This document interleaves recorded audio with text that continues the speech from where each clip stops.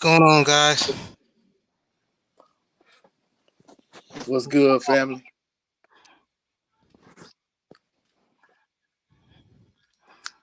Hey, see who coming in.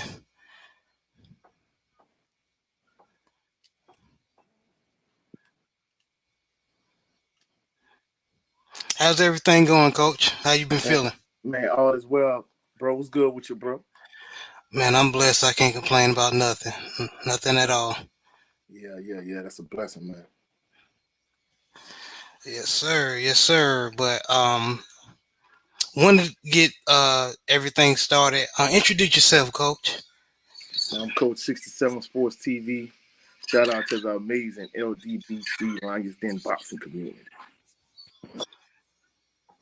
Yes, sir. Yes, sir. Also, if you don't know, my name is Jared 11 Green on YouTube.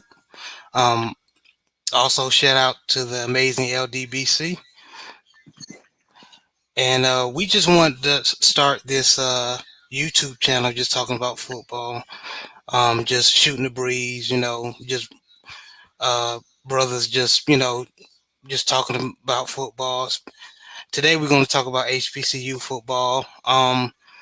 Few games happen, a lot of games that happen uh, past few days, um, especially in the SWAT. Coach, can you feel everybody in as far as um, how you feel about SWAC play, how which team did, who you was impressed with, who you wasn't impressed with, just on your insight on that. All right, my insight on that. I was extremely impressed with J State. The J State FAMU game. I was looking for a competitive contest. However, J State just smashed FAMU. I was kind of shocked at that. Me too. J State is kind of the odds-on favorite to win the SWAC. And on the east side, J State, FAMU is like one of the contenders in the East to win the SWAC. So I expected a close competitive game, but J State just blew the doors off of FAMU, and I'm like, wow, that's kind of eye opening, But it seems as if Dion kind of has J State going in the right direction. I think the thing the traps that they're gonna have to watch and the pitfalls they're gonna have is just the kind of the focus, because I think that's the reason why they lost the Celebration Bowl. There was no way that they should have lost that game. Yeah, the South Carolina State Yeah, they last should year. have beat South Carolina State. It just kind of seemed like they just thought South Carolina State was going to lay down. And with teams I've coached in the past, we've had the issue where when you're the heavy favorite, you just assume, well, hey, we're just going to walk over this particular team. And especially when the team is ready, prepared, and they're ready to go, like you got to be ready to go too. You just can't assume that they're just going to lay down for you and just give it to you. You got to go take it. And I think that's going to be the biggest issue that J State going to have this particular season is not having those letdown games, not having those trap games, just but being up and being ready and focused every week. Because even when they played Southern last year, I don't think that really, even though it's a big rivalry game, I don't think that was their best performance.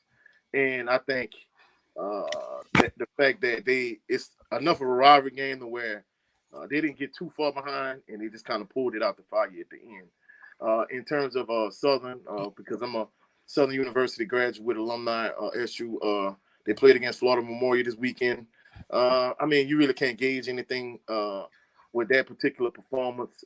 It's not like we could tell if Jerron Sims going to be the next Melvin Williams, if he going to be the next Leonard Tillery, Steve Warford, or whoever. If you can't gauge that much from that particular game because it's pretty much an easy win, a cupcake opponent's first game of the year to kind of get your feet wet. So you really can't gauge anything by that particular game. I saw a lot of SWAC and MEAC games this weekend. To be truthful, you know, I guess I'm kind of jaded from a coaching perspective because I see so many teams run spread offenses, so many teams run like 3-4 defenses. A lot of these teams don't have the personnel to run the offense and defense they run. And it's kind of like at points it's like I'm just aggravated seeing all these teams run spread offense when they don't have the personnel to run the offense that they run. I saw North Carolina Central yesterday. I mean, saw a lot of Frank and Nick this I was weekend. surprised by that.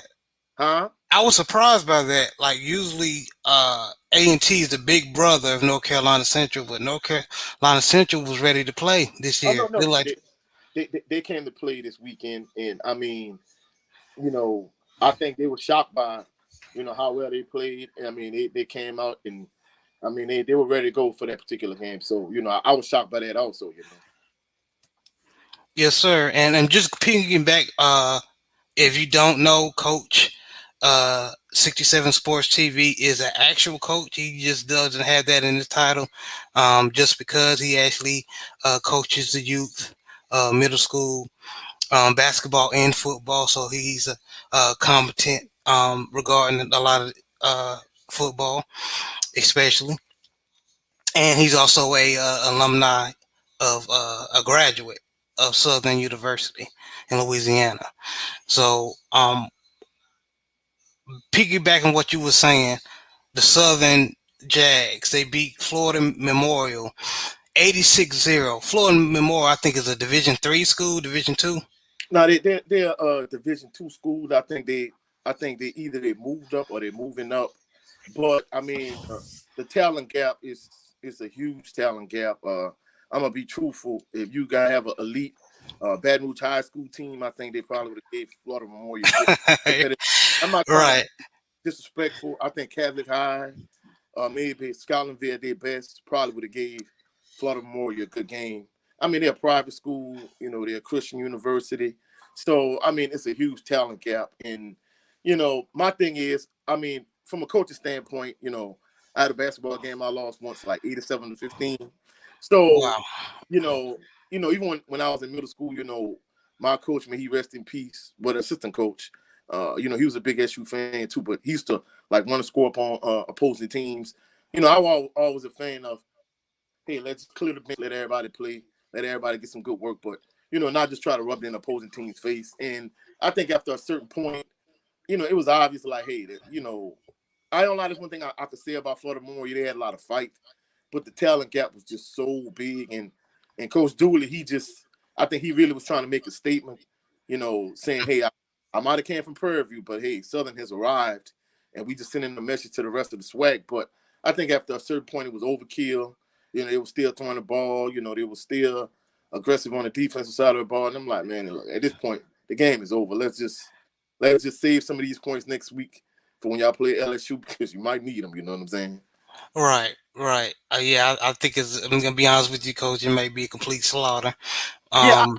no, but I'm not gonna lie. I watched LSU and Florida State last night, Hmm. and I'm gonna be honest. By SEC standards, uh, LSU has a great deal of talent. They have like 4 NFL caliber wide receivers, but their line is trash. Jaden Daniels, he's a very good quarterback. He's mobile, he's athletic, but I don't think he's that great of a pocket passer. And in terms of LSU's defense is trash.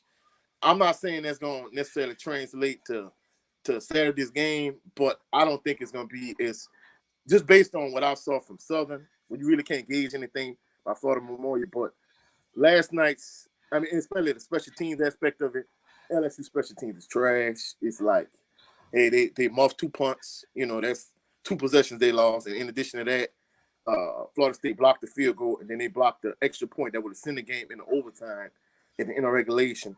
So LSU have they share issues also. Don't get me wrong. I know from a talent standpoint, Southern is playing up in competition, and seen some of the probably over the last 30 years. I've seen some of the best Southern teams ever, and I've seen some of the worst LSU teams in that same time frame. And even those worst LSU teams would have smacked the best Southern teams. But even with that being said, I don't think it's going to be as lopsided as people think. I'm not So, expecting to win Southern, but I was not impressed by LSU so not you whatsoever. think Michon McCray will do? I'm not saying he'll go out and throw like 300 yards against this LSU defense, even though they're last lackluster compared to the talent they had following years. But you think he's gonna fare pretty well against this new LSU defense that's Well, not that good? I think the thing about it is he seems like he's a good dual threat quarterback, but it's too early in the game for me to say he's going to be the next Eric Randall. He's going to be the next Quincy Reshard. On the opposite end of the spectrum, we don't know if he's going to be, I don't know, the next Troy Williams or whoever. I mean, it's too early to tell, you know. But he seemed like he's a good runner. He seems like he's a decent pocket passer. But like I say, the caliber competition because even Glenn the Bubble McDaniels, he was the starter last year. He's the third string quarterback now. He came in the starter second half, and the first pass he dropped the dime, but the receiver dropped it. Then eventually he threw a long touchdown pass. He scrambled and he looked good also. So with that caliber opposition, is you really can't tell anything. But I Right. mean, but the point I'm trying to make is LSU was extremely unimpressive last night. I mean, don't get me wrong, I knew it was the first game of the season. From a tackling standpoint, they were trash. They missed a lot of tackles. They really didn't generate no pressure on Florida State. And I know Florida State quarterback Travis, can't think his last name. He's an exceptional quarterback. But even with that being said, he looked like the second coming of Charlie Ward last night. I mean, this guy he lit LSU's defense up. So LSU defense was trash. Yeah, my Tar LSU, Heels are very familiar with Travis. We couldn't stop him when we played him last year, so I'm definitely familiar with his game. You definitely have to have a spy for him or a defensive planning for him to make him stay in the box. but like Brian Kelly said, there were like a few occasions where he had three or four two or three defenders easy, had him dead to rights, and he should have got sacked. And he was like Houdini. He just got out of it, and he turned around and take a, a play that should have been a 15-yard loss, and he might only lose 5 yards. So he took a play that might have been a 5-yard loss, and he turned it into like a 10-yard, 15-yard gain, maybe even bigger than that. So it were a few situations where he just made LSU defense just look like putrid. I mean, it was ridiculous. I mean, so I still think LSU is going to win, but I think Southern is going to give them a better fight than we think. I think the one thing that kind of concerns me about Southern is the fact that you have so many new starters. You only have 6 returning starters from last year, and even Jerron Sims. He was essentially hurt the entire year.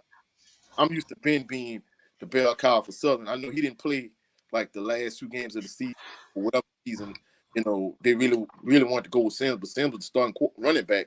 But he only started 1 game and he played in a handful of games. So really, you have a bunch of new starters. You only have 6 returning starters for Southern. So you know, I mean, it was good that they got their feet wet this past weekend, but it's gonna be an entirely different story coming weekend. And we talked about it offline. And I'm gonna talk about this last thing I'm gonna say about Southern. We're gonna move on to another SWAC team. Um, Jordan Lewis. Uh, last was it last year? He was FCS sack leader. He was the winner of the Buck Buchanan award, which is like the Yeah. Lombardi Trophy for the FCS for most sacks, best defensive lineman. Uh, Jordan Lewis is a Jaguars. You could say outside linebacker, defensive end type, but he's only Yeah. 6'3", 215 at heaviest 220. But this he's wiry, strong for his size, and he can get around the corner. What I was surprised about when I was watching Southern, he was he didn't have his hand in the dirt, and I didn't really see that impact. Um, Even though they was playing a Division II school, I didn't see him like we saw him last year. So going into when they start playing the SWAC teams, how can will this affect Southern defensive wise? Well, I mean, I'm gonna be truthful. When they made a big deal about them moving him because essentially the way Southern ran their defense, it's like a hybrid 3-3 stack 4-2-5. And I don't know if you remember the old Chargers defense with Sean Merriman. They Yeah. ran like they really was a 3-4 defense, but it was like 4-3 personnel, and Merriman would be on the inner line of scrimmage. So that's really the way Southern ran their defense. He had his hand in the dirt oftentimes last year, but in all actuality, he's really not a 4-3 defensive end. He's more of a 3-4 outside linebacker. And all his best pass rushes, when he generated the most pressure, it either came off a blitz or him actually being in the 2-point stance and just coming off the edge. So essentially, them moving him, it was just a common sense move. I really don't see it really impacting his game whatsoever. The thing I didn't like, I mean, he's clearly their best pass rusher. I feel like too often last year when they played against certain teams, they would drop him in coverage just to kind of disguise what they were doing defensively. But to me, it's like he's by far your best pass rusher. So why put him in coverage at all? I mean, his coverage Yes. skills, they're not great anyway. I mean, he decent in coverage, but he's an exceptional pass rusher. So he should always rush the pass as far as I'm concerned. And I think the thing with the matchup this week against LSU has like four potential NFL wide receivers, but the offensive line is trash. So I think uh they should spy Jaden Daniels, and they should just let Jordan Lewis get after him as much as possible. I would load up the box if I was dueling, but I mean I don't know. I don't know if they're gonna play conservative. I don't know if they can be aggressive defensively. Just kind of remains to be seen. Okay. All right. Um, Bethune Cookman, Miami. Bethune Cookman got smashed 70 to Yeah, 13. But I will say this: former Jackson State Tiger Jalen Jones, even though he threw an interception, he looked great. I was very impressed with Jalen Jones. Um, I'm not saying they'll do great in the SWAC because didn't they move from the MEAC to the SWAC now? they Bethune they, Cookman. they, they, they did also, and I'm gonna be honest. I think Bethune Cookman. I mean, they're playing against Florida. Like I said, when you have these FCS teams are old one double A teams playing against 1A FBS teams. When it's hard to evaluate those type of games because I hate to throw it to Southern again, but even when they played against Georgia years back, because I remember Leonard Floyd, that was like his junior senior year before he ended up going to the NFL. He plays for the Rams now. Southern played exceptionally well in that game, and you would think based on that performance, well, hey, they should win the SWAC. But they didn't win the Right. SWAC. So you can't gauge, what you're gonna do during the course of the season by those type of games. And I'm gonna be truthful. I think under the circumstances, Bethune Cookman did well, but you playing against the youth. You know what I'm saying? So University of Miami, it's just a huge talent gap. So I think they did okay.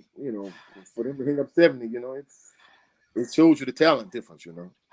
Yeah, one thing I always say, because you will hear people that don't know the history of the HBCU football or just why there's a talent gap.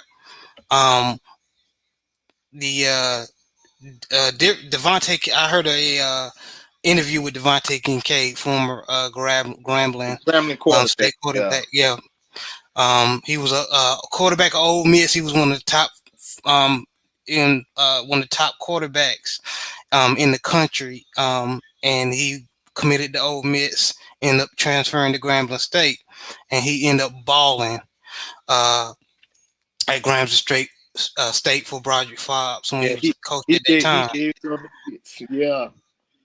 Yeah, and he would say, he did an interview and he said that the difference of talent. He said that the uh, skill positions could uh, could ball as far as in Division 1 or Power 5 schools, but he said the only difference of talent is the defensive line and offensive line. Yeah, I ain't gonna lie. In the trenches up front, that's where the biggest talent gap is. And I'm gonna be truthful. In Pete Richardson's era, like they had guys that were like literally at LSU, and they were buried on the depth chart, and they would transfer to Southern, and they would literally walk right into the lineup, and they would become first team all SWAC, and they would become all Americans. And some of those same guys, I think, you know, for political reasons, I'm gonna be truthful, me personally, just talking to like a lot of guys that went to Southern. I know, a lot of my friends.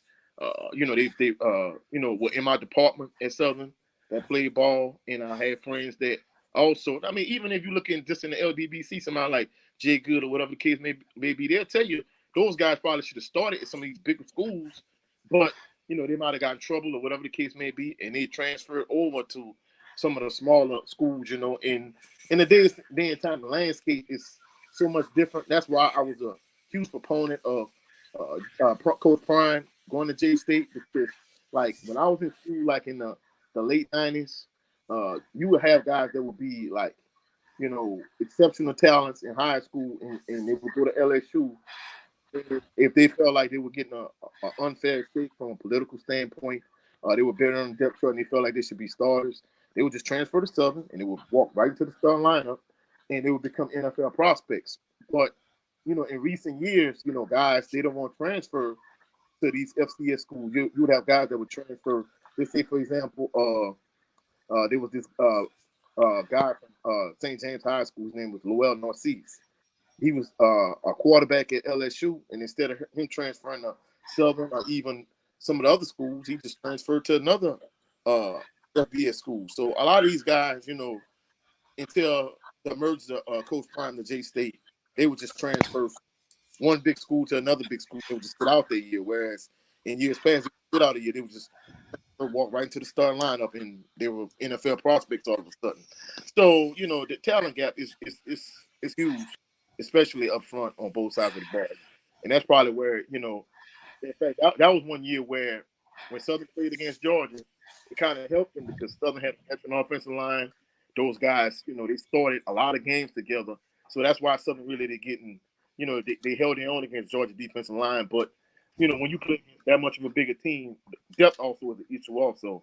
And Southern hung for the first half of that game, and then after a certain point, Dawson Oldham teacher was like, "Well, he didn't want to risk any of his starters getting hurt. He pulled those guys, and Georgia just ran away with the game."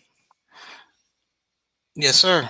Yes, sir. Definitely, I agree with you. The talent gap is good. It doesn't mean the young men at the HBCUs can't ball. It's just they don't have the dogs backing them up. Yeah, Like they what you don't. said, Yeah, like for example, LSU, you have a 5-star starting, and you may have another 5-star behind start them back or a up. 4-star. Yeah, yeah. HBCUs don't have that, so don't get it Don't twisted. have that luxury. A lot of people get it twisted, like these young men, like they suck or the garbage, and all they just ain't got the dogs backing them up.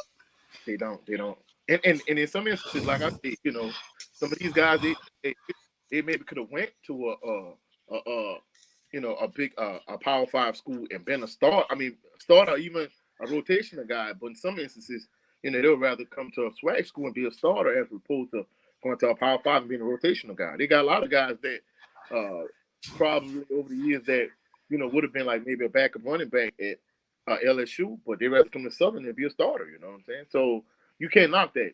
Especially when you want to play.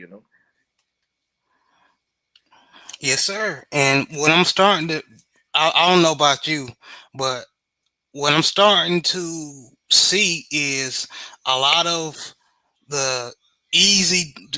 I'm not saying all the 5-star talent, but starting to see a lot of Division uh one talent going to these FCS programs. Like a lot of these young boys.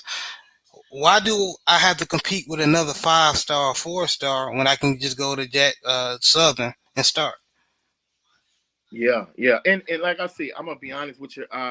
Even though he's at a rival school in J State, I really think that has a lot to do with Coach Prime coming to J State and coming in, and entering the SWAC.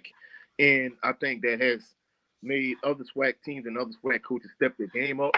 And then in Mm-hmm. addition to that, you know, the fact that he came to J State, now that you have Hugh Jackson at Grambling, Mm-hmm. it's a game change. In fact, in addition to that, I don't know if you remember Kevin Sumlin. Used to be the head coach for the University of Houston and also at Texas A&M.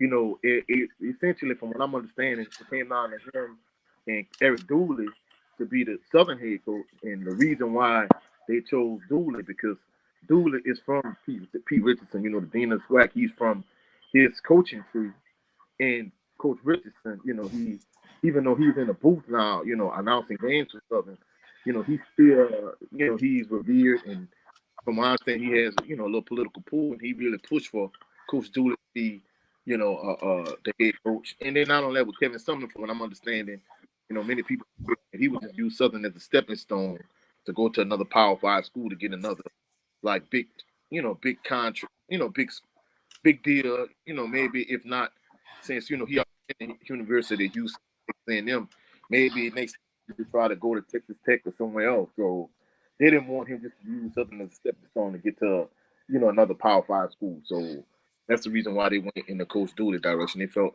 it was a better long term investment. So, Here's a good question I got for you, Coach. Is Jackson State really that good? Because I know it's the beginning of the season. I'm be honest. I don't see anybody in the SWAC giving them too many problems. I'm not saying they can't be beat, but for example, my Tar Heels um secondary was getting torched by FAMU wide receivers. It was ridiculous. I was so upset, but FAMU got some dogs at wide receiver.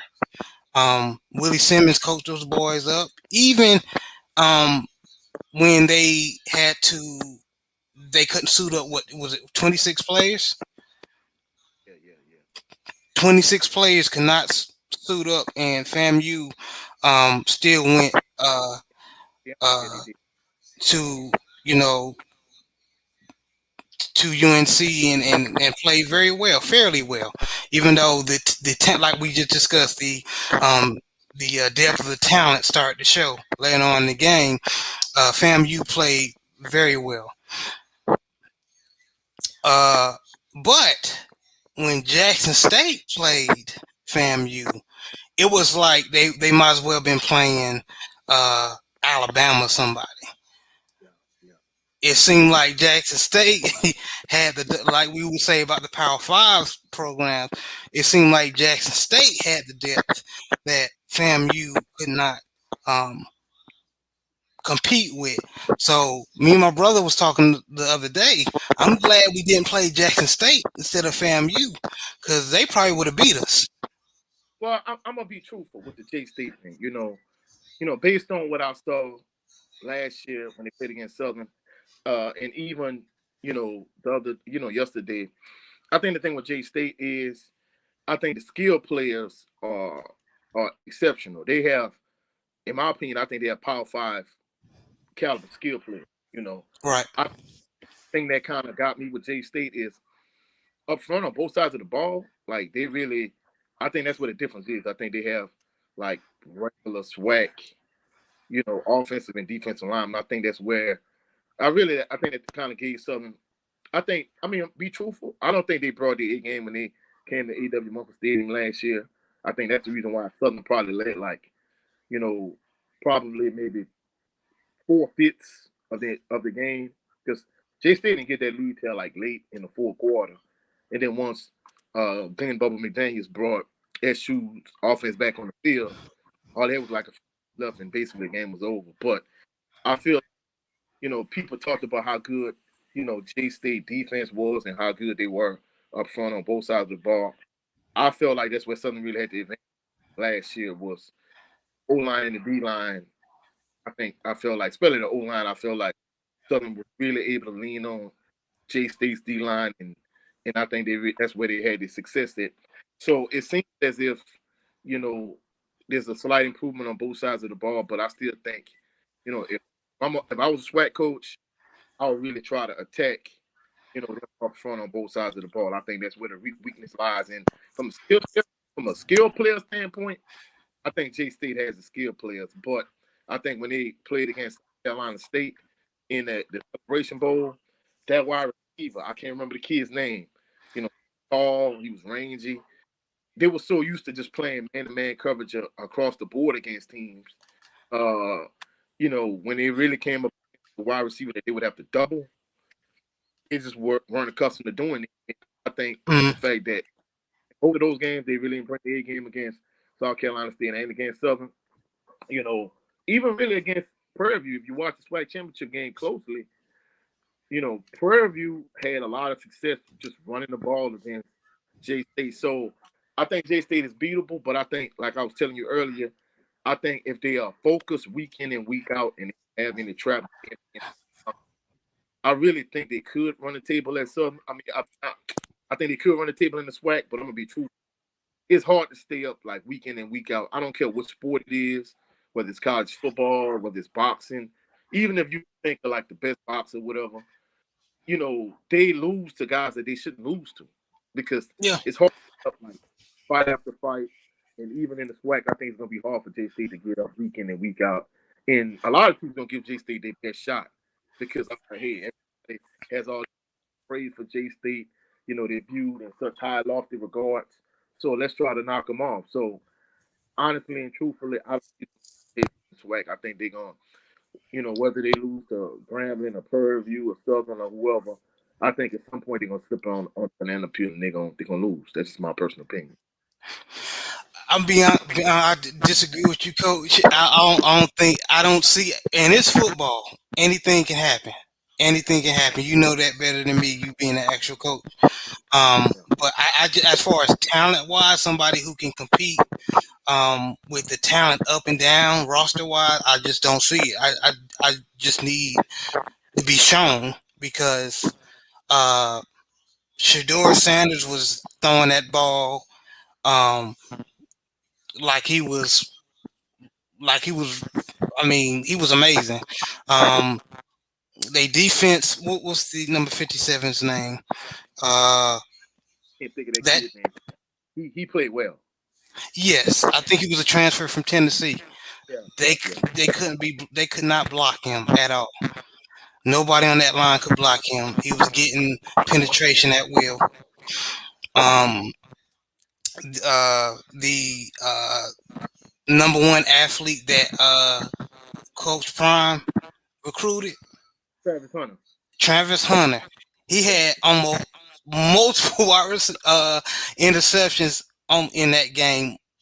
He But no, couldn't I'm get not gonna lie. one, I'm gonna but be honest with you. He is a Coach Prime clone. When yeah. Prime was in his heyday, Travis Hunter reminds me of that. And I don't mean to cut you off, bro, but I'm gonna be No, you truthful. good. I I don't think it's so much. I think even if you look at last year, like from a talent standpoint in the SWAC, J State had head and shoulders above everyone else. The talent. I don't think the talent was anything in question. And I'm gonna be truthful, even on the O line and D line, I see some improvement. But I think the thing about it is the the mindset is the thing I think that's gonna allow maybe a Prairie View or a Southern or Grambling or whoever to beat them is because when you're that good, and when you're that good, you bound to have a letdown game, and even against South Carolina State, there's no way, bro, no way they should have lost that game. They should have smacked South Carolina State. And even when they came to A.W. Mumford Stadium that night, like I said, I know it's a rivalry game, you know, but they didn't bring their best game when they played Southern, and I think that's the reason why they were so happy. Like, hey, we really should have lost this game, but we won.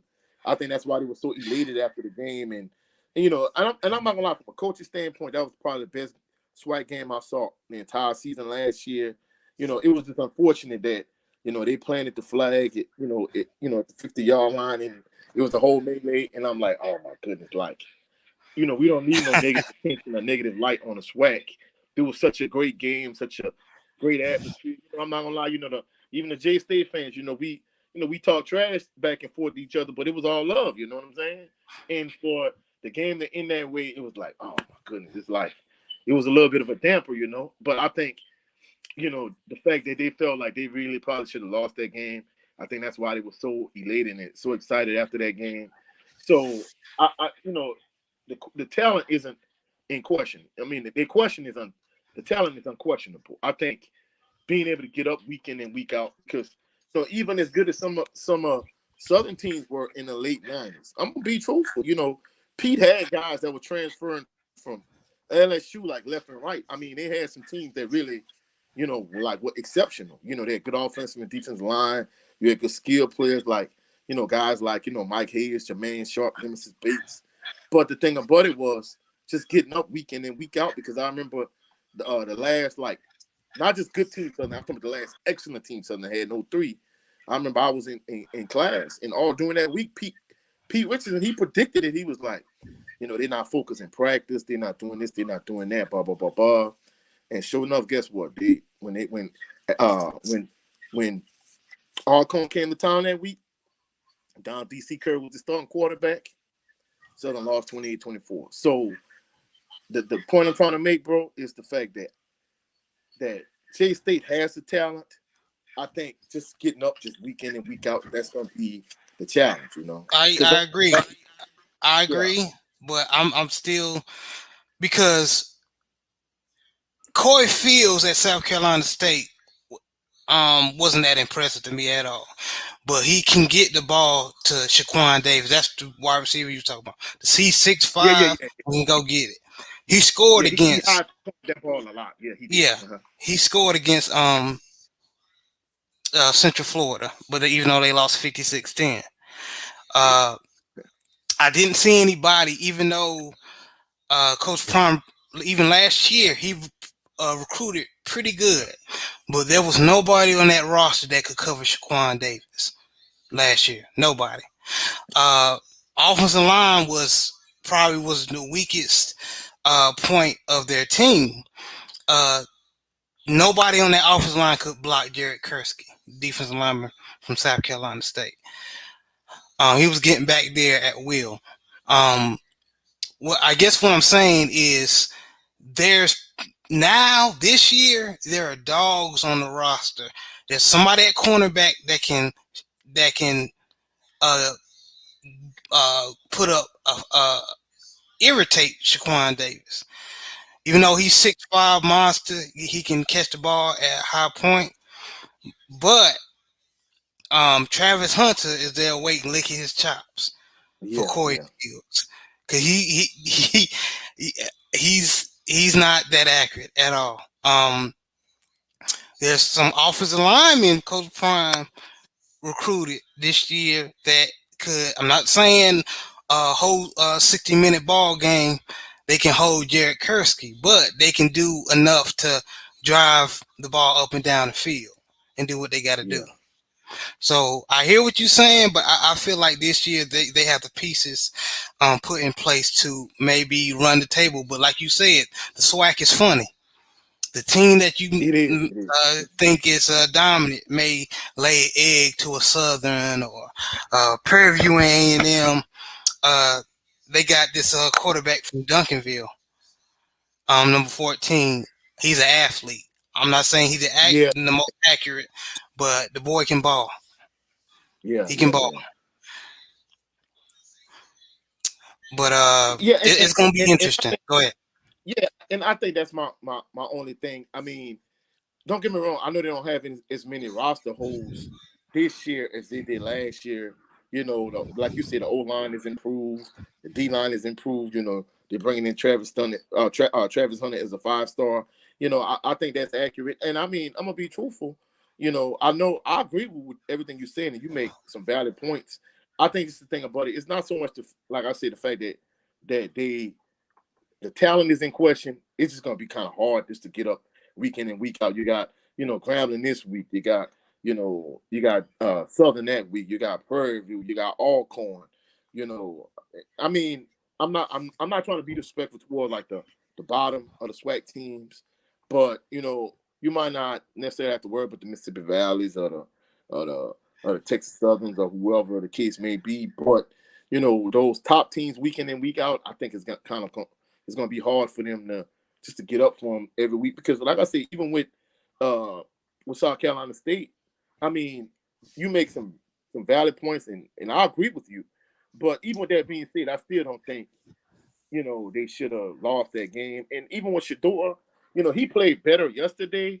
But even that's one thing I noticed in that South Carolina State game and against Southern, you know, he's you know you hate to compare a child to their parent, but he's nowhere near the athlete Coach Prime was in his heyday.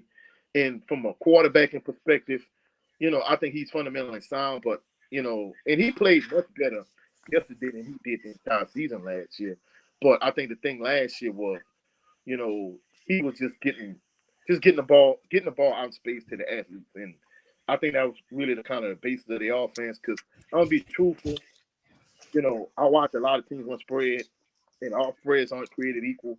But I felt like J State spread was just kind of vanilla to me last year, and it's like, bro, like, I don't have an entire spread package with my team because it's middle school, but I felt like they were like real predictable, real vanilla. But teams couldn't Right. stop them because they had such skilled players, and so it's gonna kind of be interesting to see how things kind of play out. And if you have those kind of athletes, I'm not saying you need to have a real complex spread, but it seems as if he kind of added a little bit more to their offense. Yeah, he This recruited well. The yeah. wide receivers, no disrespect to them young men who played last year. They're not the athletes that he got on the squad this year at all. So you referring to the spread, I think they can do it more efficiently this year. Throw the ball at the spread formation. Yeah, and I don't mean to cut you off, bro. And I know, like, I remember when that COVID season, after COVID, Hmm. when he played that spring, I remember he said, like, hey, he's not trying to show a whole lot, going into the last season. He just kind of wanted to keep it vanilla. But it seemed like when they transitioned from, the previous spring to this past fall, it seemed like they didn't add like a whole lot to their offense. It just was like real basic to me, and I'm like, whoa, like I mean, I know you have a lot of like real talented skill players, but you know, I feel like he needs to show a little bit more on the offensive side. But it seems as if they're putting everything together, especially with the roster addition that they had, with the recruiting class. All right. I'm gonna put you on the spot, coach. Uh, I know we were talking about Jackson State, how dominant they are. Who do you see coming out on top in the swag? Or we, All right, I can put it to you like this: who do you see next to Jackson State gonna give Jackson all State a right. run for their money? I'm gonna lay it out.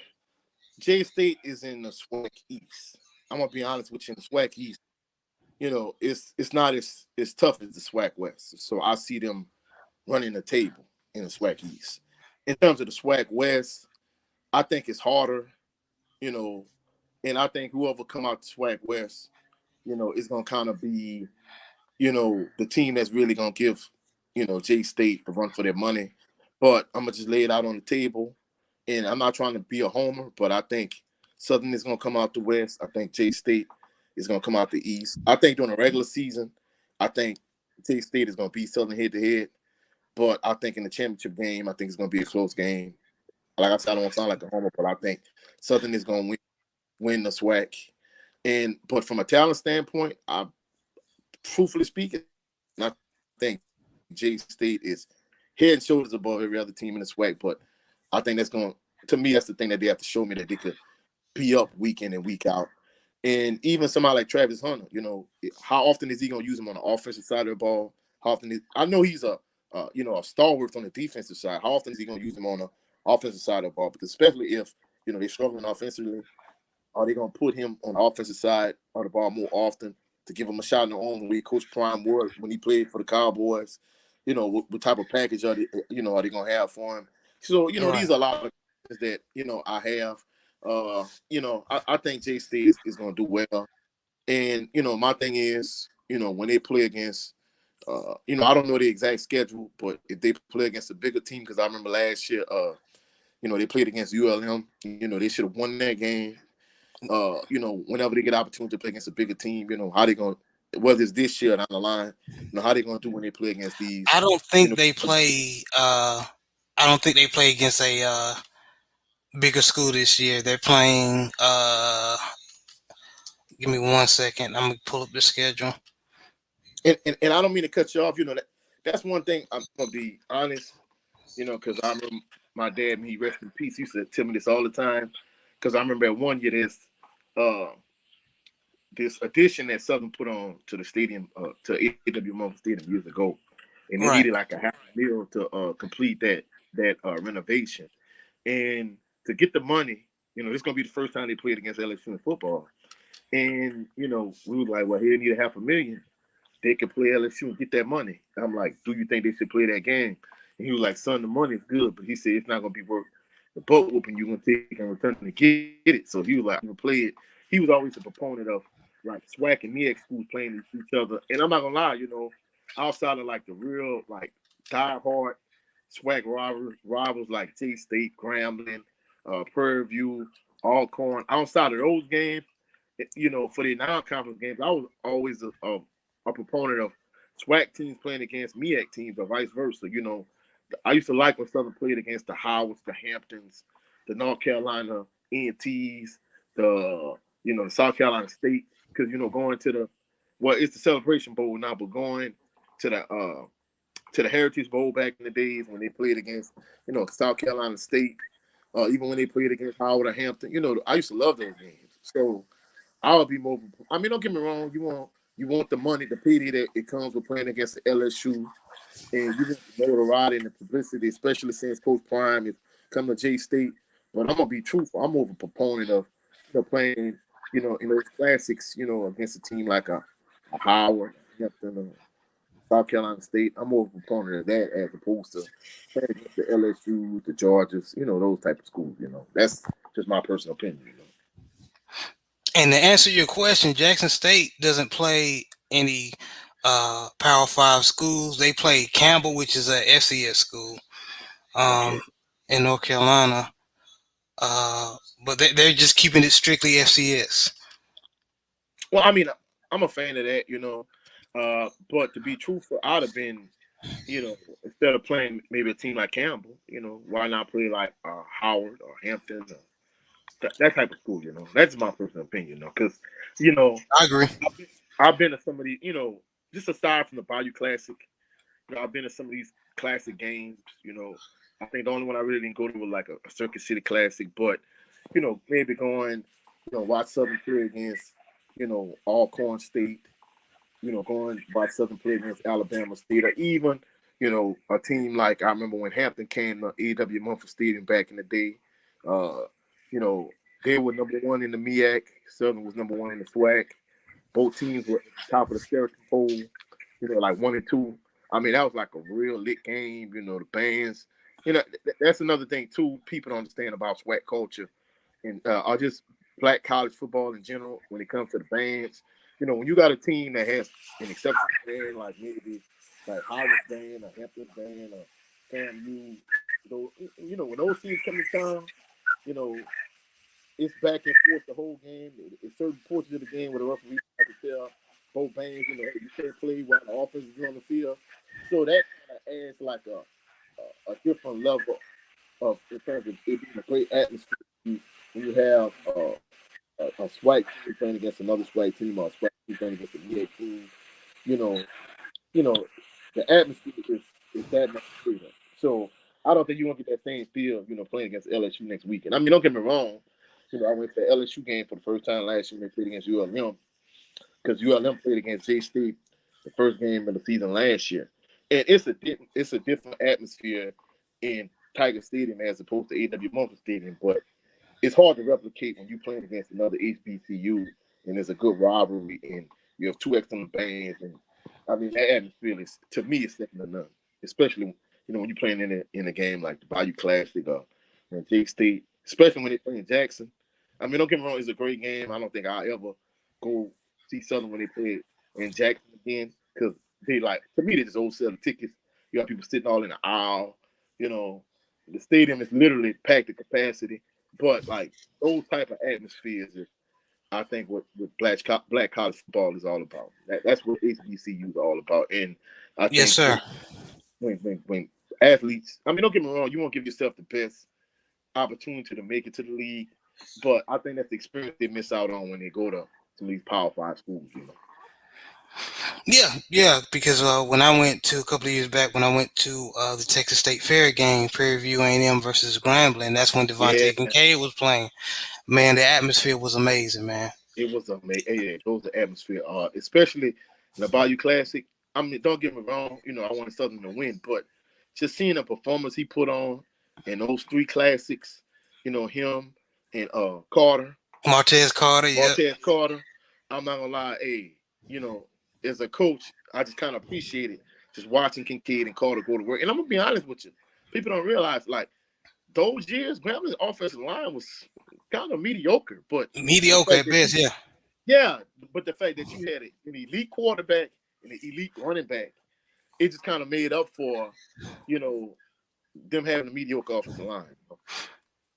Well, Devontae Kincaid did say in the interview that he played, he faced the Power Five, defenses before.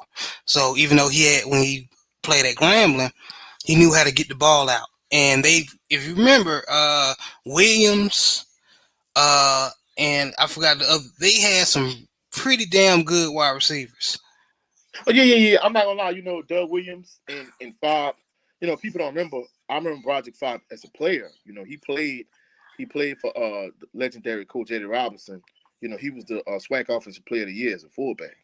So, he was a good coach and he really believed in recruiting that I-10 corridor, from New Orleans, as far as it could go, and he recruited, North Louisiana well, and he recruited Texas well. So, yeah, they believed in getting good wide receivers and good skill players, and that was shocking to me because that's one thing Grambling has been synonymous for is like having big, huge, country fed offensive linemen, and they had big offensive linemen, but they were just mediocre, but Yeah, the they had fact that slow feet and yeah, I mean it was slow footed. They really couldn't get out of whether it was a 2 or 3 point stance, but the fact that you had in just a game breaker at elite SWAC quarterback and elite SWAC running back, it just made up for just mediocre offensive line play. yeah, yes, sir. And then it's a crime that Devontae Kincaid isn't on the NFL roster right now. I think And it's one of the most. It's sad as far as um, NFL talent and, or scouting talent.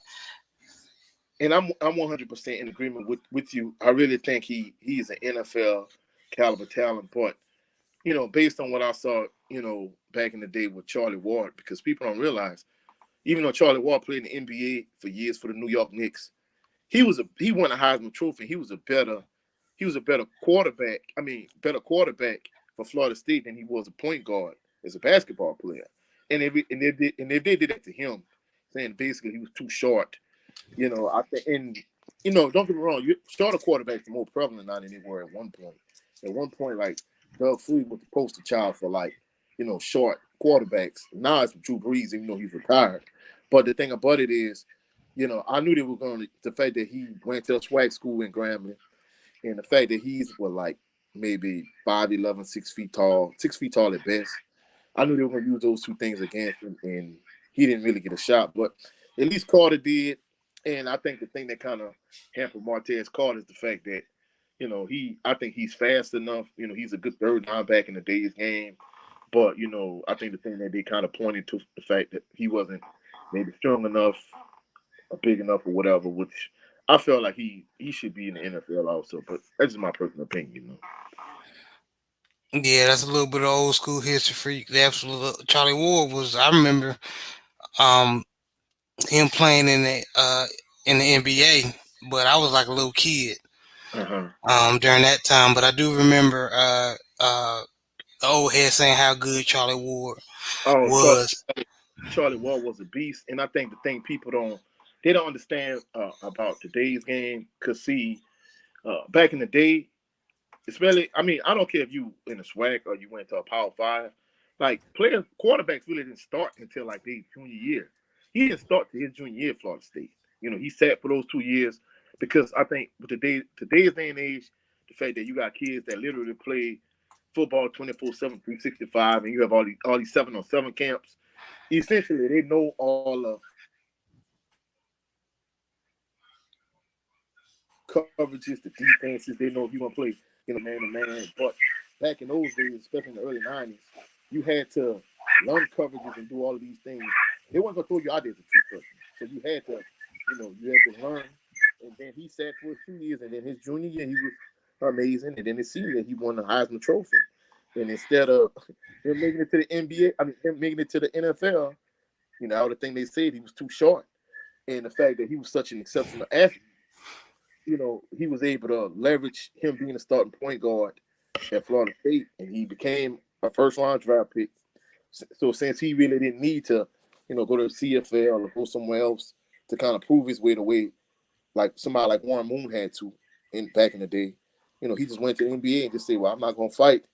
They say I'm too short, and I'm just going to the NBA and be a starting point guard. And And he I played. think that's why players like Devontae Kincaid didn't make it because of the height. But they had you got Russell Wilson, Drew Russell Wilson, Brees, Drew Brees. Yep. Doug Flutie played, and he was like Yeah, 5'9", 5'10". So I'm a. I think it's They an got him listed excuse. at 5'9". I saw him on TV one day, standing next to like a couple other NFL players. I think Doug Flutie might be 5'8", maybe 5'9" at best. Damn, really? So, oh yeah, Doug Flutie is very short. I mean, but the thing about it is, the same way Russell Wilson is mobile, and he creates foreign windows with his size and that type of thing. Even you see Pat Mahomes do it to a certain degree in terms of side on the ball, that type of thing. Doug Flutie was doing all those things back in the day. You know what I'm saying?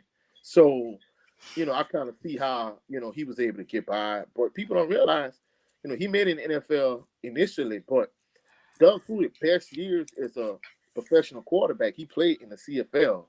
And then in the latter stage of his career, he came back to the NFL, and he was a good quarterback. And really, he should have been a starting quarterback of the Bills, but the Bills had two real good quarterbacks at the time, and he didn't get it in the long run. But most of Doug Flutie's best he played in the CFL. He didn't play in the NFL. He started his career in the NFL. He ended his career in the NFL. But Doug Flutie is, he played most of his best years in the CFL.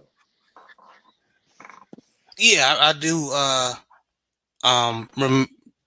Not remembering because that was before my time, but I'm just looking up his Yeah, history and yeah, stuff. He did ball.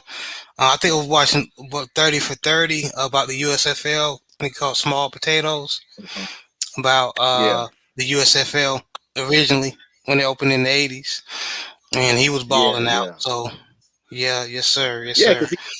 because he played in both I think the NFL, USFL, and the CFL. But like I was saying, I mean Right. he his most productive years, where he really could have been in NFL. The height thing is like I said, he was 5'9" at best. He might be. I don't know if you remember. Just probably a little bit before your time. Southern had this starting quarterback called Sam George. I don't know if you remember the movie Any Given Sunday with what his name is Jamie uh Foxx. yeah, Jamie Foxx. Well, Sam George, the starting quarterback from Southern, well, he had graduated by that point. His playing career was over.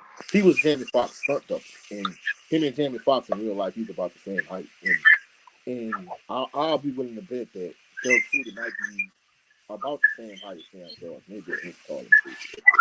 That's why I see, the height thing is something that, like I said, Hey, you got some little noise in the background, coach. huh? You got some noise in the background. All right. Let me see. It's gone now. All right. But like I was saying, in terms of Kincaid, I don't think it's the fact it's a height thing because, like you said, you have Breeze, you have Russell Wilson, not just Doug Flutie, but the fact that he played in the SWAC, I think that kind of hindered him also. Yeah, that's for real, Jay Good. He said Sam was there when he was there. Oh yeah, yeah. In fact, I'll be willing to bet. Yeah, they did play. In that same time frame. I mean, Sam George. I mean, he had a rocket on. I mean, he had a strong arm. To see he was that short, he reminded me of this quarterback I played at Assumption with. I mean, he was short, but he had a strong arm. But yeah, Sam George was a beast. Hmm. And he played at Southern. Yeah, Sam George. He was a strong quarterback at Southern. He should have played longer, but uh, Southern had this real political thing. I know people like Jay Good and other people that I met at the meet and greet that went to Southern. They had this white quarterback called Marcus Jacoby. He was pretty mediocre, but he had such good talent around him. It really kind of offset that. And a lot of people back in those days they were saying, "Well, I think the reason why people knock Marcus Jacoby because he's white." I'm like, no, we not Marcus Jacoby. Marcus Jacoby was trash. I mean, because at the same time, LSU had this quarterback called Craig Nall, and he ended up transferring to Northwestern State. Had he transferred to Southern, I would have taken Craig Nall. So it wasn't a white or black thing. It was just he was trash thing. So yeah, but he should have played longer. But the fact that Jacoby started for a couple of years, I think Sam George only started like maybe a year or two or something. I used to hear my dad talk about this quarterback. Um, he played in North Carolina Central, named Air Harvey. Uh huh. His real name was Earl Harvey, but they call him Air Harvey. Um, they were saying he was, Pops and the other old heads used to say he was really good, but he never really got a shot in the NFL either. Yeah, and I'm gonna be truthful.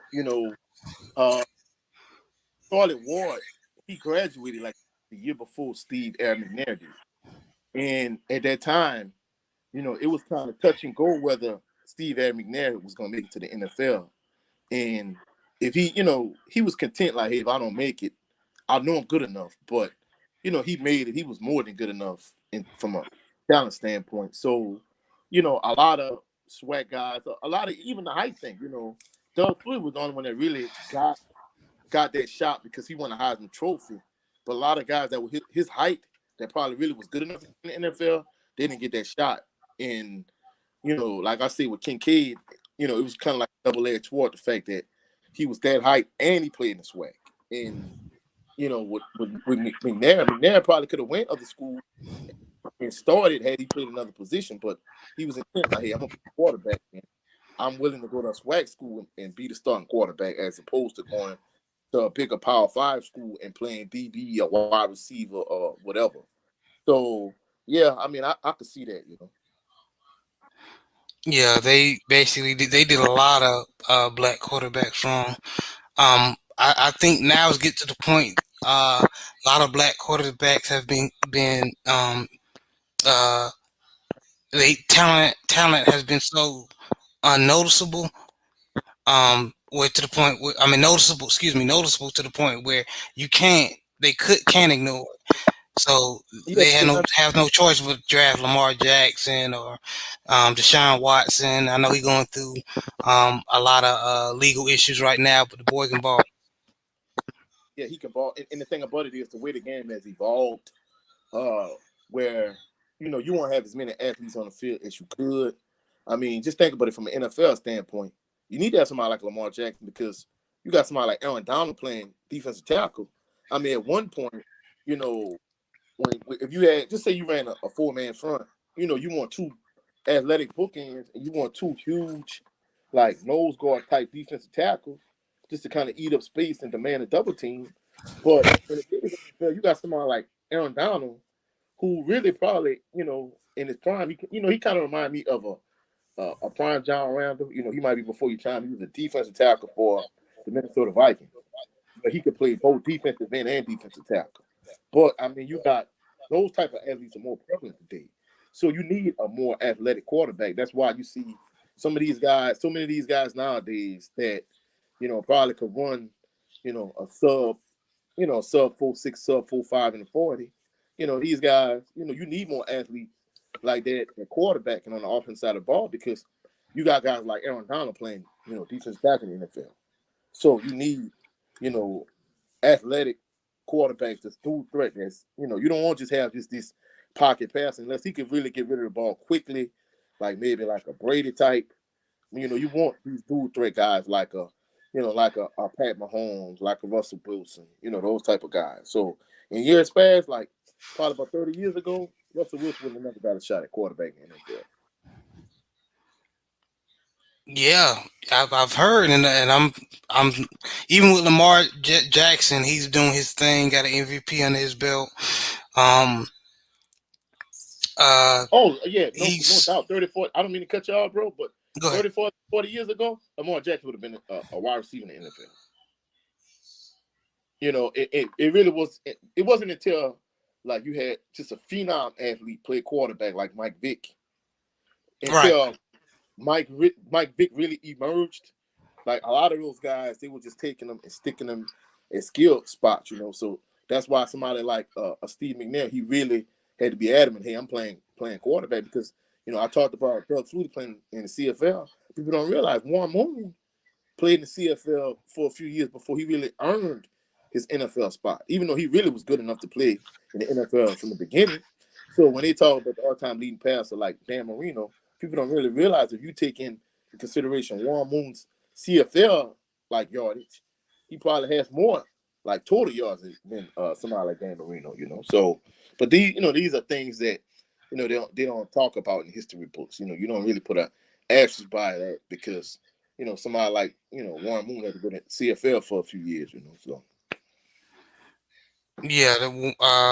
I did hear about Warren Moon being going, have to play in the CFL for a yeah, couple of years until finally being signed with the Houston Houston Oilers back Oilers. then.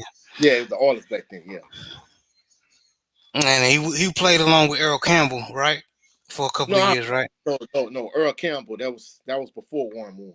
That was before Warren Moon. Okay. Yeah, that was before Warren. And then when Warren Moon came to the Oilers, they ran like this. Everybody runs spread nowadays, but the spread wasn't as prevalent back then. They ran something called a run and shoot offense where he was under center. He had some good wide receivers. Hayward Jeffries, Ernest Givens, guys you probably never heard of, but they had a double slot on each side. He had a single back set, power back. Lorenzo White, weirdest game back in the day. All the kids nowadays they play man with this game called Tecmo Bowl, and you know, if you had the NES back in those days, Nintendo Entertainment System, that was one of the teams I used to like to play with. But they didn't. They had a spread offense. It was, like a running. They used to call it the running shoot, where you know, Moon was under center, Lorenzo White with the power back, Ernest Givens in the slot on one side, Hayward Jeffries on the slot on the other side, double slot. And it was like, you know, the way Southern run these race force offense now, it's the same thing, no different than it was on the center. And you're just trying to get the ball out, like maybe 5 yard curl, 5 yard slant, 5 yard out. Just in some instances, the receivers might run all of them might run the same route.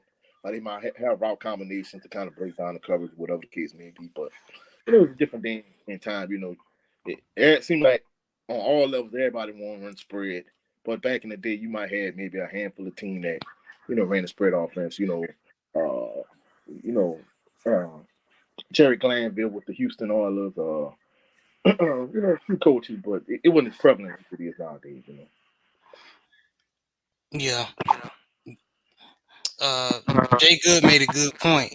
He said option style quarterbacks never were allowed the opportunity to excel on the next level. Tommy Frazier, J.J. Joe, Tony Rice, and etc. Cordell Stewart was an exception. Yeah. Cordell Stewart, he was the anomaly out of that group. Because I'm not gonna lie, Tommy Frazier was a beast in Nebraska.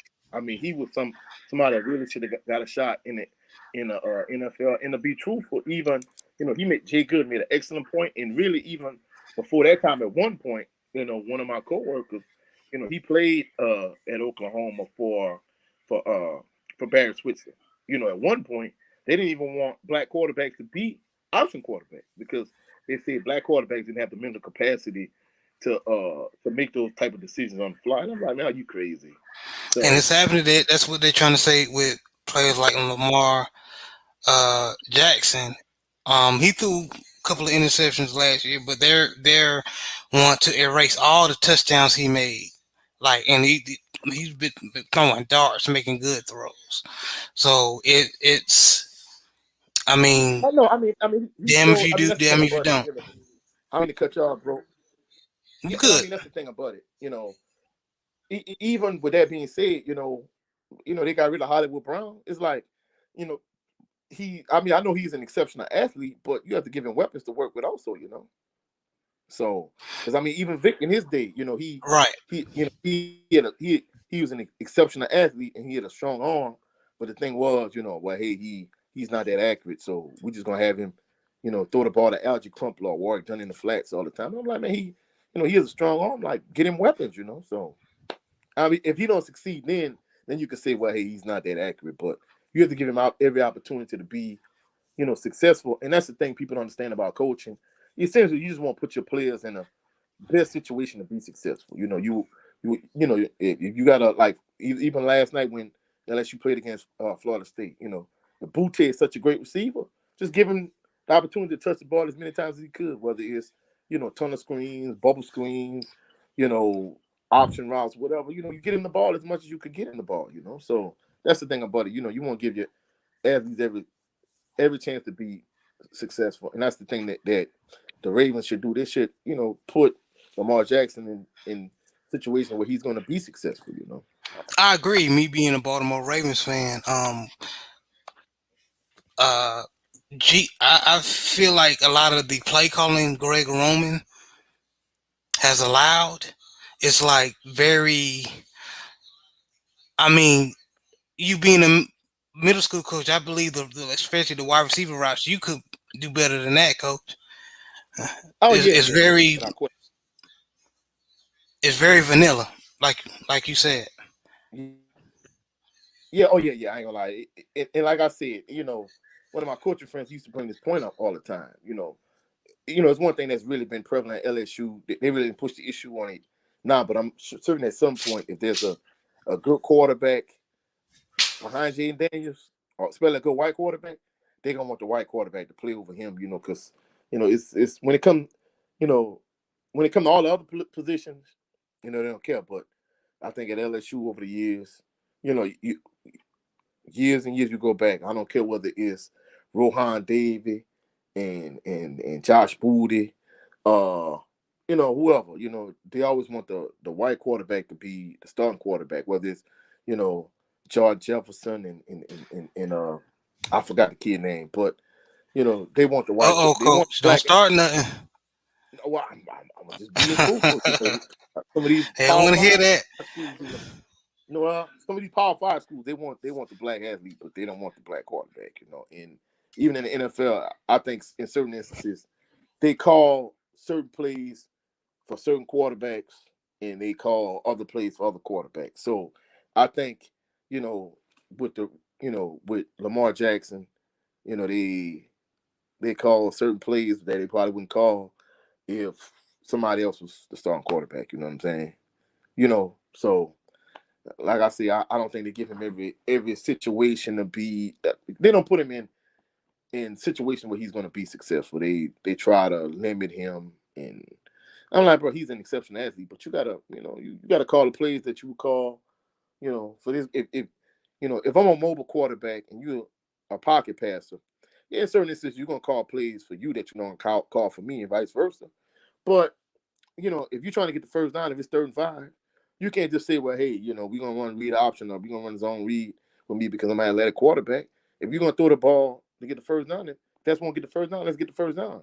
You know, let's not, play this, hey, we're gonna have one offense for you and one offense for him, So that's just my take on it. Because, middle school is different. You just take your best athlete and put him at running back and you just give him the ball as much as you could. But there are instances where I have a more athletic quarterback and I have more of a pocket passer. But guess what? The offense doesn't change because one quarterback is in the game as opposed to others. I mean, in certain instances, I'm gonna call one play for me and I'm gonna call a different play for you because our skill sets are different. But at the end of the Right. day, the overall goal is to be successful. And I think a lot of these coaches they lose sight of that.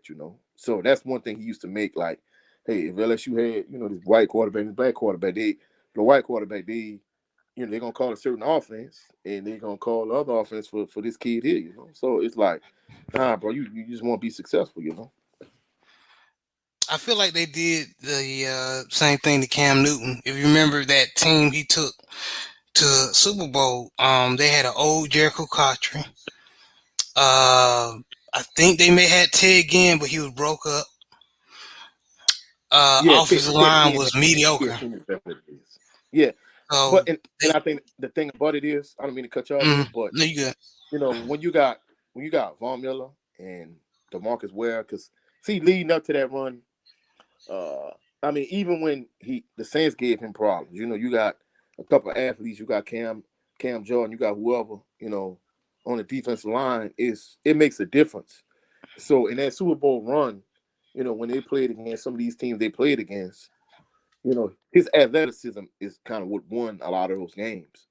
But when you get the biggest stage of them all, and you got two bookends like Ware and Miller on each side, it's hard for you to just say from a coaching standpoint, well, we just gonna let Cam just out athlete us, and like you said, the offensive line was mediocre, especially when you got two dogs at defensive end like that.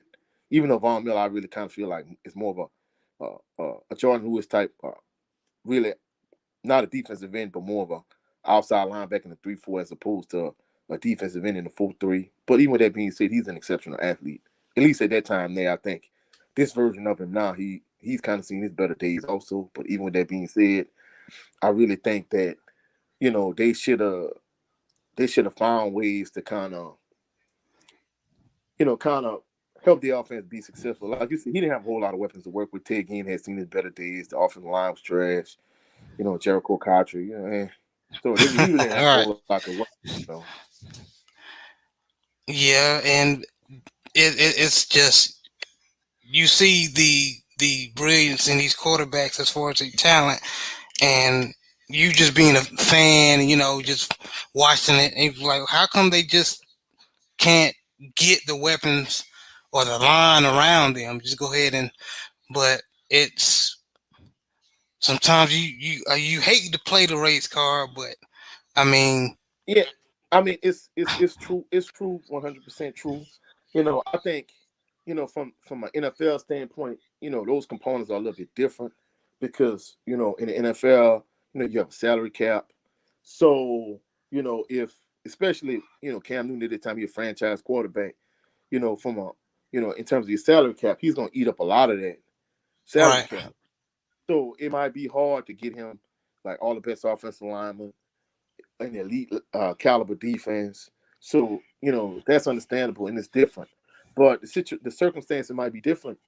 Years ago when you had at LSU where you had Josh Booley and you had Rohan Davey, it's like man, it's clear like Rohan Davey was clearly a better quarterback. Rohan Davey didn't win the NFL. I mean, he wasn't a starter. He was a backup. But even with that being said, I mean he was clearly the better option. But when you want to push a certain narrative or a certain agenda, you kind of do what you do. And that's why, I love the LDBC and, everybody talk about, hey, LDBC, they push agenda, blah, blah, blah, blah. That's bull crap because guess what? ESPN, they do the same thing. When you got a fighter like They Devin sure do. Haney, that's clearly, a top 10, maybe even top 5 pound for pound fighter. And he's not even on the pound for pound list. And he fights on ESPN. But you got somebody like Loma that's on the list. And, he got 2 unavenged losses. Like, come on, man. Like, so, if we going by that, everybody trying to push an agenda. Everybody has an agenda that they're trying to push. So, you can It's miss it just with that that. when we stick to our guns and support our own, whatever sport, it doesn't matter what sport, it could be football, boxing, whatever. Seems like the people who have a problem with it, they the first ones that complain about it. Yeah, And it's crazy. It's crazy how, when they do it, it's cool. But when it's black support black, oh, that's racism. I mean, that's ridiculous. That's why, Mike Tyson years ago he had this phrase. A reporter told him he was he was a racist because he was anti-white. He was like, no, I'm not anti-white. I'm pro-black. And, there's a difference. There's a difference between anti-white being pro-black. So he just said he was pro-black. So I say, we our own community. We love each other. We support our own. You know what I'm saying? So what's wrong with that? nothing wrong with it at all because At everybody else all. do it. Yeah, yeah. So support your own. You know what I'm saying?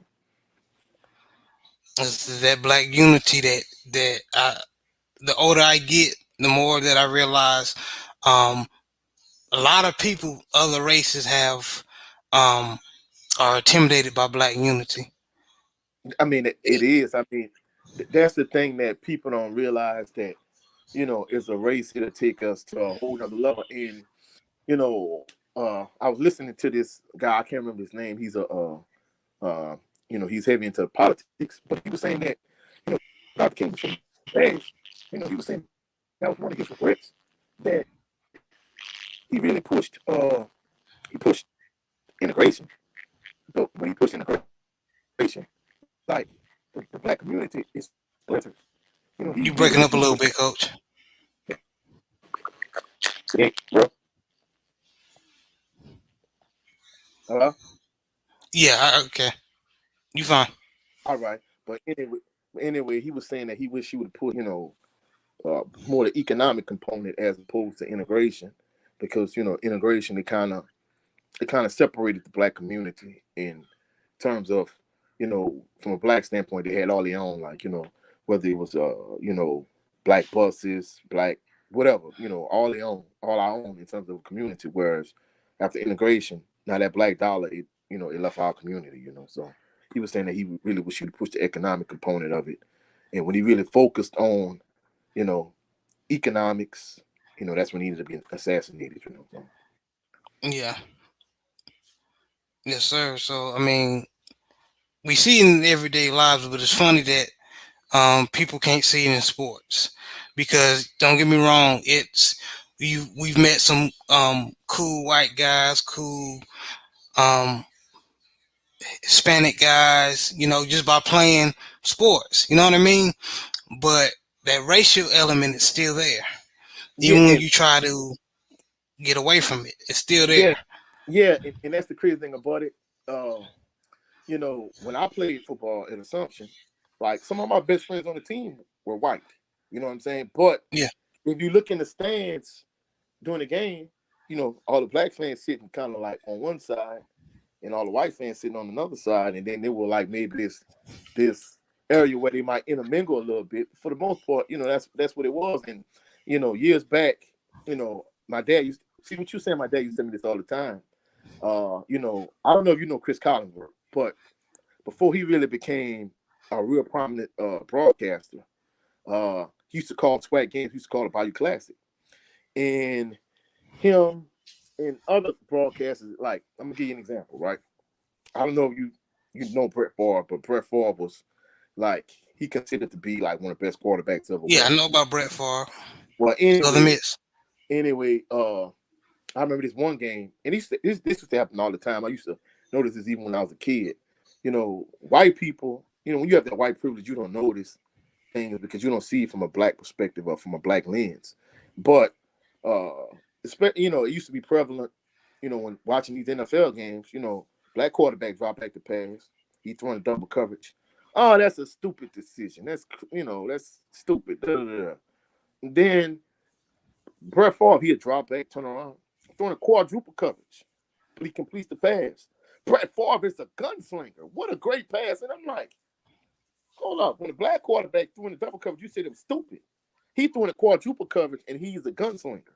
And, that's one thing I noticed over the years, especially when I used to watch HBO boxing. I used to hate HBO boxing because Jim Lampley and Larry Merch, and they would get on here, and some of these same guys that used to announce fights with them, like Roy Jones Jr., whoever, some of these I same know black what you're guys. going They, into. Drew yeah, Titan and Stormy was talking about it last night. I, This last night, it, yeah. it's yeah. I mean, all right, Floyd Mayweather, he getting even though I don't like him outside the ring, but as a talent, you can't deny him in the ring. He'll be boxing. Oh, this is boring. Especially Larry Merch. Larry Merch used to make me sick. He would be boxing, and he's slipping punches and counter punching, shoulder rolling counter, and he putting on a masterclass performance. And Larry Merchant complained, "Oh, he's boring. This is boring, right?" Oscar De La Hoya do the same thing. Man, this is beautiful boxing. I'm thinking to myself, bro, and I don't care what game I'm watching, what at that time what sport I was watching, whether it was boxing, whether it's NFL. You notice the double standard. Black Yeah. quarterback on the double coverage is a stupid decision. Brett Favre on a quadruple coverage. Oh, he's a gunslinger. So I'm like, bro, like, and like I said, in many instances, I had this white friend that I played ball with. He didn't even notice these type of things. I'm like, you know why? Because you're black. You don't see it from a black perspective. And I noticed that my whole life watching sports. HBO boxing. That's why I was so happy when they ended up just, shutting down their boxing division, because it was just so biased with Larry Merchant and Jim Lampley. And some of these same guys, like literally, they were friends with like Bernard Hopkins and Roy Jones Jr. They when they would call those guys fights, they're basically trashing them. But yet you my friend. So now I'm like, so Jay Good got a point. He said Romo had that moniker also. Oh yeah, yeah, he was another one. I mean, these guys would make terrible decisions. They were throwing a double and triple coverage all the time. The black quarterback throwing the double coverage. Oh, that's a stupid decision. What was he thinking? Where was his mind? Blah blah blah blah. Then a white quarterback was throwing the triple coverage. Oh, he's a gunslinger. I'm like, are we watching the same game?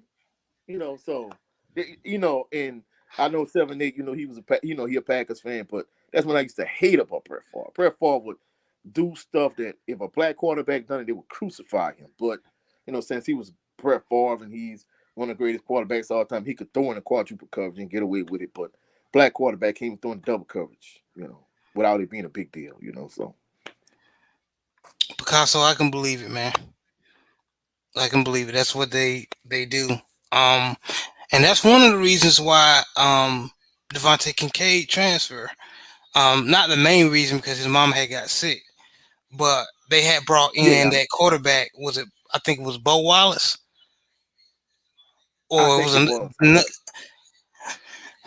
And I guess it got to the point. Well, why would you bring him in? You got coming out of high school. I was like one of the top quarterbacks coming out of Texas, like and, four and, star.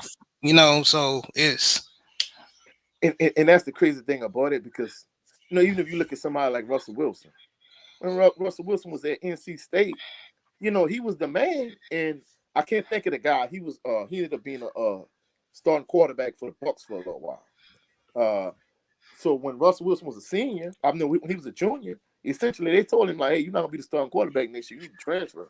So he ended up transferring to Wisconsin, yeah, and this guy, I can't think of his name. He ended up being a starting quarterback, and he was just he was decent, and then he ended up making it to the NFL. Russell Wilson ended up becoming a Super Bowl winning quarterback. If Pete Carroll and his coaching staff wouldn't have made a stupid decision, he would have won 2 Super Bowls. But this guy here, you pushing it at North Carolina State, over Russell Wilson. He didn't even become a Pro Bowl caliber quarterback in the NFL. So in a lot of instances, these coaches they make these decisions. It's based whether they want to acknowledge it or not. It's based on race. It's not based on talent because, like I said, there was no way Russell Wilson shouldn't have, finished his career as a college quarterback at North Carolina State as opposed to transferring to Wisconsin. And in fact, him transferring to Wisconsin probably was the best thing for him because it showed, hey, I could go to another team, I could lead him to, Big Ten championship game instead of the third. So, it helped him in the long run. But yeah, race plays a major role in a lot of these decisions. Race or politics, either or. yes, sir, yes, sir. It does, and we're gonna talk a little about NFL, and we're gonna go ahead and wrap it up. Um, as far as I know, it's football hasn't even NFL hasn't even started yet. But which team is in? I'm a Baltimore Ravens fan, so I'm not gonna be biased. Which team is impressing you going into the season? Well, I mean, I was telling one of my coaching friends this. Preseason really doesn't move me. I don't even watch a whole lot of preseason games. I'm a huge Saints fan, and I only watched this last preseason game to kind of see if Michael Thomas was going to be healthy, if James Winston was going to be healthy. So I really don't put a lot of stock in the preseason. But in terms of like my early, teams I'm kind of watching, I know it's kind of like, the popular pick, but I want to see what the Kansas City Chiefs are going to do, with Pat Mahomes, since they ended up getting rid of Tyreek Hill. Uh, I'll probably see out of AFC, either the Chiefs or the Bengals or the Bills. You took my So, team, the Chiefs. Yeah, yeah, those 3 teams are really kind of the teams I kind of have my eye on. In terms of the NFC, I think it's a little bit more wide open. I think a lot of a lot of people putting a lot of stock in the Bucks, but with Tom Brady's, potentially, the situation he has with his wife, maybe she's potentially leaving him. I think that may affect him. The Packers, I think they kind of a team to watch, but over the years, their defenses haven't been too good. And even though Aaron Rodgers is a great quarterback, in certain situations, he really doesn't come through in the clutch. So I think the NFC is a little bit more wide open than the AFC. But the fact that you have like 3 young franchise caliber quarterbacks with Mahomes, with the kid from the Bills, Allen, with Mahomes, Allen, and of course, with my friend from LSU winning the national championship. Those three, I think, those three teams are kind of like the cream of the crop in the AFC. Now, it's no guarantee that one of those three gonna make it to the Super Bowl, but if I was a betting person, I'll put my money on one of those three coming out the AFC. The NFC is a little bit more wide open than that, at least in my Yeah, I opinion. definitely agree. I'm loving the Chiefs. I love their draft picks. I like them picking my favorite state Joshua Williams, Uh-huh. cornerback. He was out of all the FCS talent that were drafted, he impressed everybody on the draft board, being 6'3", being athletic, and they boasted that cornerback squad. So I'm loving the Chiefs, man. I hate to say it, but the Chiefs, and they drafted. They didn't draft. They picked up that. Why I'm blanking on his name. That wide receiver from Clemson that nobody wanted because of his condition. Oh yeah, yeah, yeah, yeah, yeah. I can't think his name, but I know who you're talking about. I know who you're talking about. Yeah. If this boy makes it on the field, everybody might be in trouble. And he, you know how football people might be a bust, but just if you go back and look at his film, he's a baller, man. He's a baller, and Mahomes don't need no more weapons at all.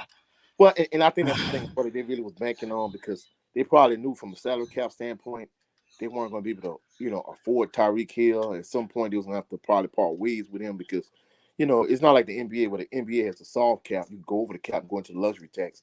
NFL, you have a hard cap. So it's going to kind of be hard to have a franchise quarterback and all of these multiple weapons around him. So maybe Travis Kelce, maybe he's cheaper.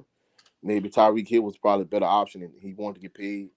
So, I That's think his that's name, really why. Justin Ross. Oh, yeah, yeah, yeah, yeah, yeah. So that's why that's probably why they took a gamble with him. Yeah, they're definitely going to. The Chiefs definitely a team you have to look out for. But of course, I'm going with my Ravens. But things happen. Lamar still hasn't been signed. But I think he Yeah, ain't going nowhere. I mean, I don't think he gonna hold out, but I'm gonna be truthful. In years past, quarterbacks. I mean, any player like this, with his talent, you NFL, you don't have fully guaranteed contracts. So those guys, they hold out till they get, they get it, they deal done. Because just imagine, I'm not really, I don't really want to put this in the atmosphere, but just say hypothetically he get hurt, and what? Because the same thing happened to Dak, last year, or year before last. So, you don't want to take that kind of chance. You want to be certain that you have your contract in place and you have certain amount of guaranteed money. And then on top of that, like I mentioned earlier, they got rid of Hollywood Brown. So it's like, you know, We need a wide receiver like Anquan Bolden, who's a possession wide receiver who can, uh, you know, uh, catch it in the middle. Bully the cornerback. Kind of like I think we may have him on the roster. Uh, he's a tight end, but he plays like a wide receiver. His name is Isaiah Likely. We drafted him from Coastal Carolina. yeah, and that's one thing, when I brought up Vic earlier, that's really was the thing that they really did. They they featured Algie Crumpler a lot because he was extremely athletic and he had a big arm, but they wanted somebody to kind of go over the middle and a good safety outlet. So I'm surprised the Ravens really didn't get that. And then of course in the day and age where back in those days if you were a tight end you played with your hand in the dirt in the box, whereas Right. nowadays a lot of teams flex their tight ends out wide like Travis Kelsey, even the Saints at one point they had Jimmy Graham. So even Gronk, as big as Gronk is, you know the Patriots to flex Gronk out wide. Even with the Bucks, they flex Gronk out wide. So I'm surprised they didn't get Lamar Jackson, a wide receiver, tight end hybrid, even just a big tight end that really can be a big target that kind of go over the middle and get those yards, like maybe like a Anquan Bolden type, or even a Algie Crumpler type, a big body that could be a possession receiver that keep the chains moving for him, as opposed Yeah, to relying on him I agree. running all the time because just like Cam Newton, yeah, I think later on in Action Jackson's career, it's gonna catch up to him in terms of him taking all these hits. So you want to put him in the best situation where you got a good back you can hand the ball off to, and keep the chains moving, or even a big body that could go over the middle and take these make these big catches and tough catches. I definitely agree. That's definitely what we need. Um, but ladies and gentlemen, football season has started. Uh, I'm happy to see football is playing. We've been anticipating this moment for the whole year. It's here now. It's here now. So you guys stay tuned. Me and this brother, Coach, we met at the LDBC meet and greet. So we decided Sir. to team up and let's do the damn thing, man. So it's not perfect, but we just gonna ride this out, see where it take us. Yeah, we Um, leveling up, baby, leveling up. so we appreciate all y'all brothers for coming in here. Even though it's not much, I still appreciate love y'all. Um, just like I said, stay tuned. We gonna have more content. Try to have more content. I appreciate all you guys. Appreciate 78. Jay Good, Picasso. Love all you guys, man. Junior the Trill Truth, Will, all the Trill brothers, Will, Trill Will, yeah.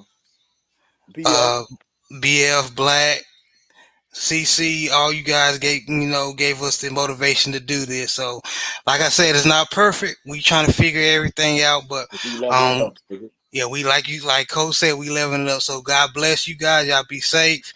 Um, y'all could have done anything else on on this Labor day off, but y'all y'all stayed in here and listened to us ramble on about football.